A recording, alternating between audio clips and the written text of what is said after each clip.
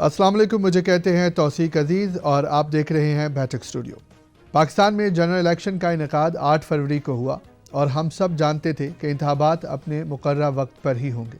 مگر الیکشن کا رزلٹ کیا ہوگا یہ کوئی نہیں جانتا تھا۔ اگر الیکشن 2024 کو پاکستان کی تاریخ کا منفرد الیکشن کہا جائے تو یہ بالکل غلط نہ ہوگا، کیونکہ اس بار وہ پارٹی کامیابی سے ہمکنار ہوئی جس کو ملکی تاریخ کے بدترین تشدد کا نشانہ بنایا گیا۔ 9 مئی کے واقعے کو بہانہ بنا کر زبردستی سیاستدانوں سے وفاداریاں تبدیل کرائی گئیں۔ الیکشن قریب آئے تو تحریک انصاف پر طرح طرح کی الیکشن کیمپین پر پابندی لگائی گئی، اور صرف اتنا ہی نہیں، الیکشن سے چند ہفتے پہلے پاکستان تحریک انصاف کا نشان بھی چھینا گیا۔ پی ٹی آئی کے حمایت یافتہ امیدواروں کو مختلف نشانات الاٹ کیے گئے۔ امیدواروں کے کاغذات نامزدگی مسترد ہوئے، ان کو ہراساں کیا گیا، اور تو اور الیکشن کے ایک ہفتے پہلے پاکستان تحریک انصاف کے چیئرمین عمران خان کو 3 بڑے مقدمات میں سزا بھی سنائی گئی۔ مگر 8 فروری کو ملک کی عوام نے وہ کر دکھایا جو کسی نے سوچا نہ تھا، اور آزاد امیدوار یعنی پاکستان تحریک انصاف کے حمایت یافتہ امیدوار بازی لے گئے، اور عوام نے ثابت کر دیا کہ در حقیقت عوام کیا چاہتے ہیں۔ ابھی تک الیکشن کمیشن کی جانب سے سرکاری اور حتمی طور پر نتائج کا اعلان نہیں کیا گیا، مگر غیر سرکاری اور غیر حتمی نتائج کے مطابق پاکستان تحریک انصاف وفاق صوبہ خیبر پختونخوا، صوبہ پنجاب میں لیڈ کر رہی ہے۔ الیکشن میں اس غیر متوقع کامیابی کے بعد پاکستان تحریک انصاف کی اگلی حکمت عملی کیا ہوگی، یہ سب جاننے کے لیے ہم نے اپنے پروگرام میں جناب شعیب شاہین صاحب کو دعوت دی ہے۔ تھینک یو سو مچ سر، آپ کی بڑی مہربانی، آپ نے ہمیں انوائٹ کیا۔ جی سر، سب سے پہلے تو آپ کو اور اپنی آپ کی پارٹی کو کامیابی بہت بہت مبارک ہو کہ اتنے مشکل حالات میں آپ نے وہ کر دکھایا جو ناممکن تھا۔ دیکھیں، پہلی بات تو یہ ہے کہ تھینک یو سو مچ کہ الحمدللہ ہم بڑی اکثریت سے، بڑی لیڈ سے جیتے ہیں، 2/3 میجارٹی سے بھی زیادہ سیٹیں ہم نے لی ہیں، اور آپ کو پتہ ہے کہ 8 فروری کو ہم جیت چکے تھے۔ پورے میڈیا نے دکھایا، پورے انٹرنیشنل میڈیا نے دکھایا۔ رات کو جب 11 بجے کے قریب جب دیکھا یہ تو 2/3 میجارٹی کو بھی کراس کر رہے ہیں، تو نامعلوم افراد نے پورے میڈیا کو بند کرا دیا گیا کہ نہیں جناب، اور الیکشن کمیشن کو نے بھی ہدایات جاری کر دی کہ اب میڈیا نہیں دکھائے گا۔ اور اس کے بعد سب ہمارے پاس فارم 45 آ چکے تھے۔ فارم 45 وہ ہے جو پولنگ ایجنٹ کی موجودگی میں جو کچھ دن میں ہوتا ہے، اور جو کچھ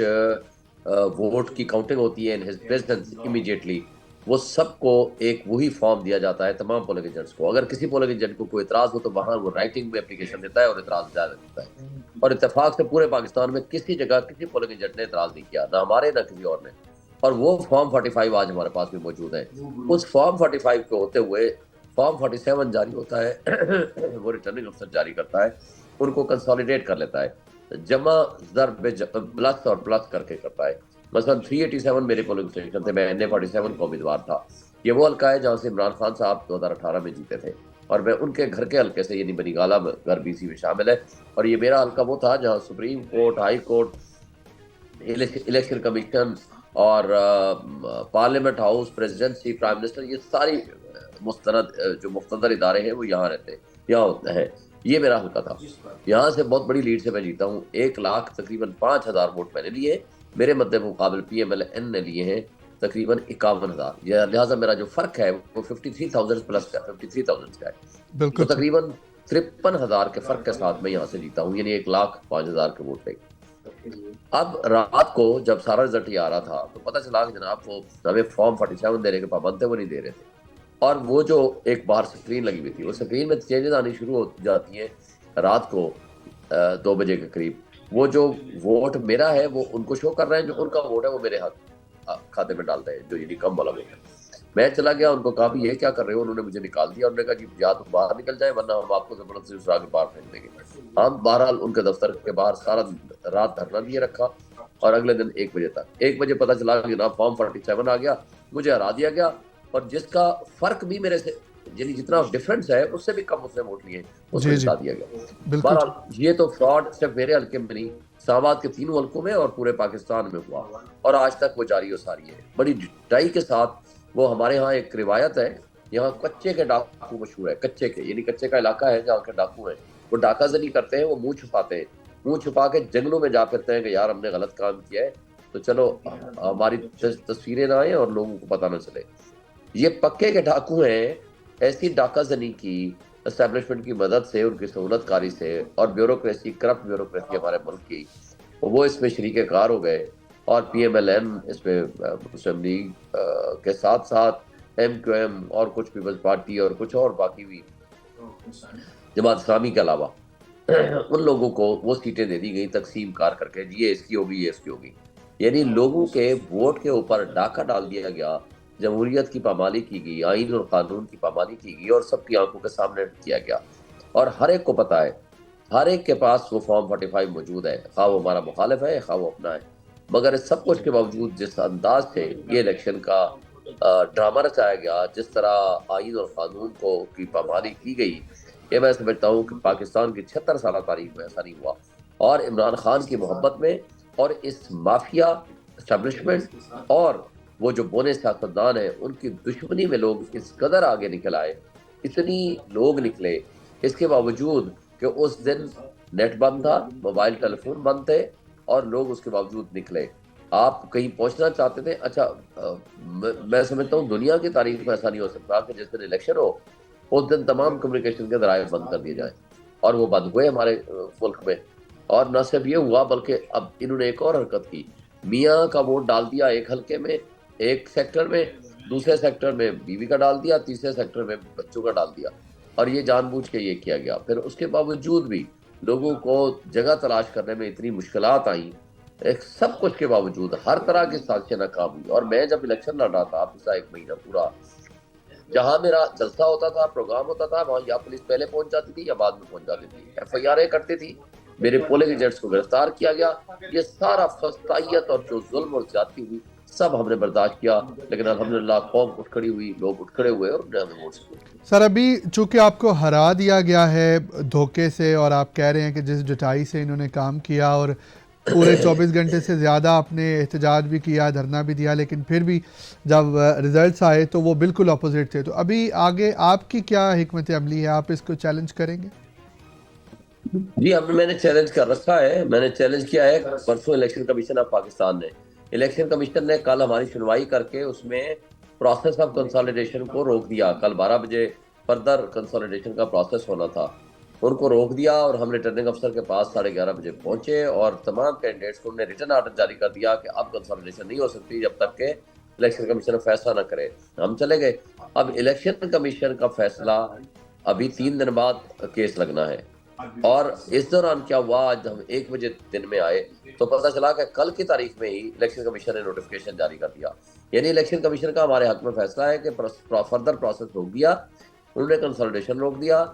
ریٹرننگ افسر کا آرڈر ہے کہ ہم نے پروسیس روک دیا، لیکن ہمارے 3 حلقے اسلام آباد کے ان کا نوٹیفیکیشن الیکشن کمیشن نے جاری بھی کر دیا۔ یعنی فراڈ، بدنیتی، ڈکیتی، چوری، جو آپ چاہیں نا، وہ جرائم کا ایک لامتناہی سلسلہ ہے، اور کوئی ادارہ اس کو سننے کو تیار نہیں ہے، اور سارے ادارے کمپرومائز ہو چکے ہیں۔ بالکل ٹھیک سر، پاکستان تحریک انصاف ابھی تک جو نتائج ہیں ان کے مطابق وفاق، خیبر پختونخوا اور پنجاب میں لیڈ کر رہی ہے، کیا پاکستان تحریک انصاف حکومت بنائیں گے یا اپوزیشن میں جائیں گے؟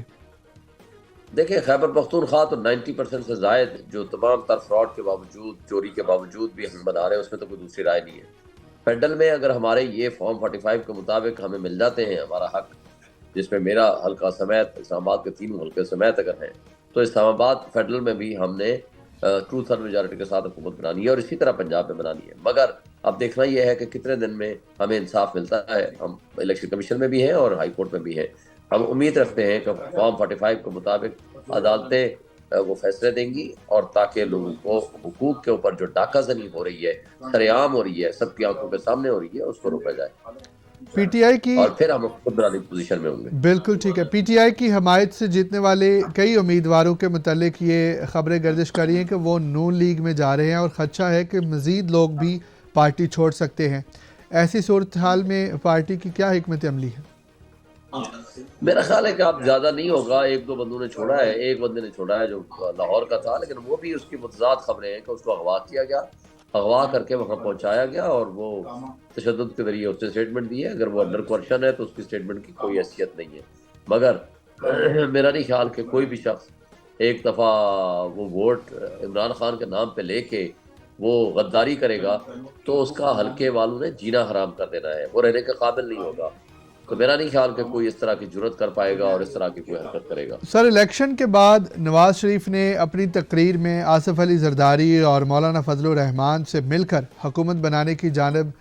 اشارہ کیا. کیا ان کی جانب سے آپ کی پارٹی کو بات چیت کرنے کی آفر کی گئی؟ اور اگر ایسا ہوتا ہے تو کیا تحریک انصاف ان جماعتوں کے ساتھ بات کر سکتی ہے یا ان کے ساتھ مل کے پارٹی حکومت بنا سکتے ہیں؟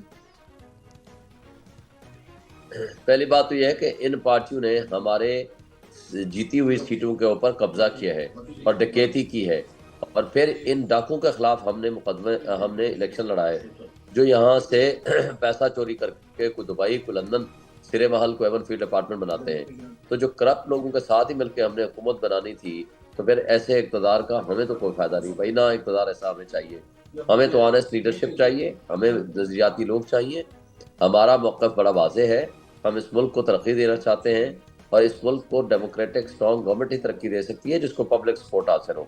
ان کے بغیر نہ کوئی فارن انویسٹمنٹ آئے گی, نہ اوورسیز انویسٹمنٹ لے کر آئے گی, نہ ملک کی معیشت بہتر ہوگی. یہ جو لوگ یہ حرکتیں کر رہے ہیں یہ ملک کی معیشت کو نہ صرف تباہ کر رہے ہیں, 25 کروڑ عوام کو تباہ و برباد کر رہے ہیں, بلکہ ملک کی اکانومی, ملک کی اکائیوں کو کمزور کر رہے ہیں. اور اس میں نہ صرف عام آدمی کا جینا تو بھر ہو جائے گا, بلکہ اس کے ذریعے